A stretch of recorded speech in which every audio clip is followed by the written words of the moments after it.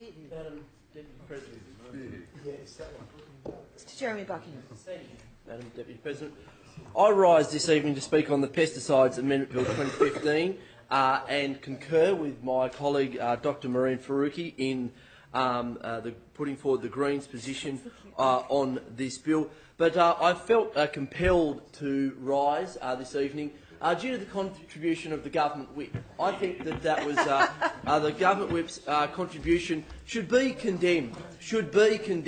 And I'm pleased that the Minister for Agriculture is in the room, because I will be alerting every organic industry in this state, the thousands of people who work in this state, to that speech. An outrageous attack on thousands of farmers, on the people that labour on those farms, characterising them as fools. People who work to feed, we will see.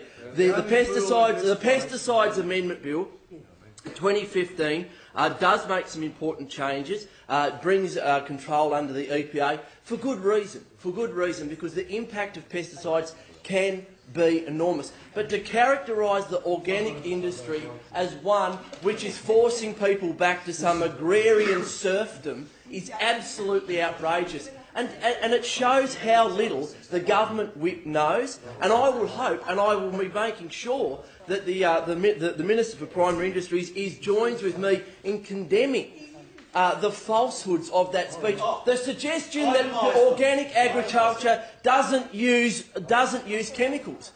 Only an idiot would say that. Only an idiot would say it shows how little they know.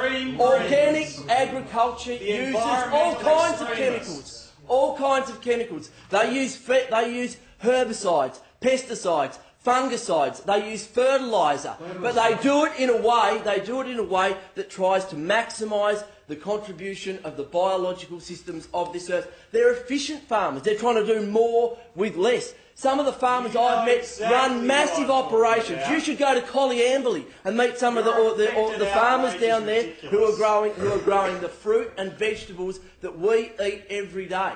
They're not just some niche market for the super rich or the bourgeoisie, as you probably put it, but food that ends up at farmers' markets. Those organic farmers, they are feeding local people, giving it away in some instances, trading it, bartering it, and providing high-quality local food, and doing it in a way that's efficient, maximising the return of the biological systems of their farm, making sure they do more with less. In some instances, it is the most efficient practice. Every farmer, even conventional farmers who are reliant on glyphosate and synthetic chemicals, are aware of biological systems. The microbial health of the soil is absolutely fundamental to every cattle farmer who's looking to reduce the impact of fly strike and those types of things. To everyone I have met in agriculture, no one wants to use more chemical than they need. It makes no sense. I have visited organic agriculture that's on an industrial scale, massive scale. So you do accept the use of pesticides? The suggestion that organic agriculture is some niche, and some folly is absolutely ridiculous. Point of order, Mr. President. Point of order, Minister. Mr. President, accepted practice in the chamber is that contribution should be made through the chair, not direct member to member, carrying on a continuing argument. I request that you draw the honourable member back to the normal procedures of the House. The Minister's right. The debate needs to go through the chair, and it's disorderly to interject at all times, and it's also disorderly to respond to interjections. The Honourable Jeremy Buckingham.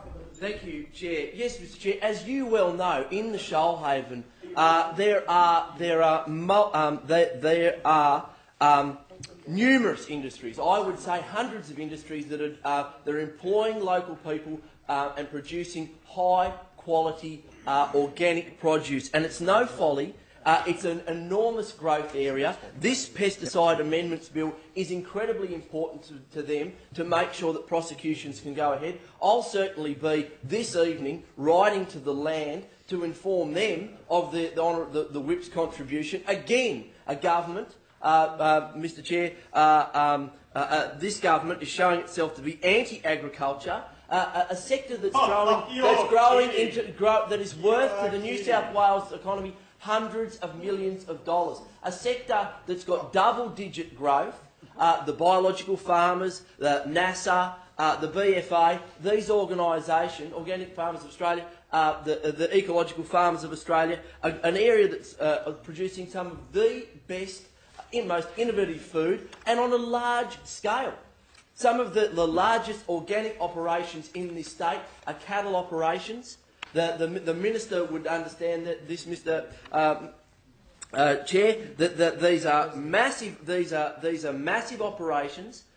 These are massive operations that produce millions of dollars of high quality product. They employ local people, and they're doing. And Australia is one of the world's leaders. And to characterise that industry as some folly, I think is absolutely outrageous. It's clear that the views of the government whip are abhorrent. And certainly they're ones that I think that this government should distance itself from. Organic agriculture contributes enormously to the state. It's certainly an area growing in more and more people in horticulture. Certainly growing our fresh fruit and vegetables are going that way. There's increasing demand for it. And people recognise that this food is less likely to be harmful to them. It's certainly less likely. They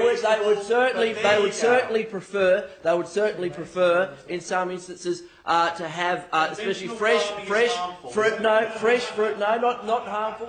Not harmful. You said harmful. No. What it is that organic would be less harmful. That's exactly would be less harmful to the natural environment, and they live in that natural environment. We only have to look at the folly of DDT, and I'm sure a generation ago the honourable member, and even probably now, would argue that DDT was good for you, and there was nothing to worry. Yes, exactly. 1 million dead in the subcontinent because of DDT. There you go. Honourable Dr. Phelps, DDT is refrain from interjections, and that shows how ridiculous the government whip's contribution was. He really should get out and talk to some of these farmers, people who are growing wheat, oats, barley, that on a huge scale. Producing hundreds of thousands of tonnes of produce on particular farms and doing a great job of it.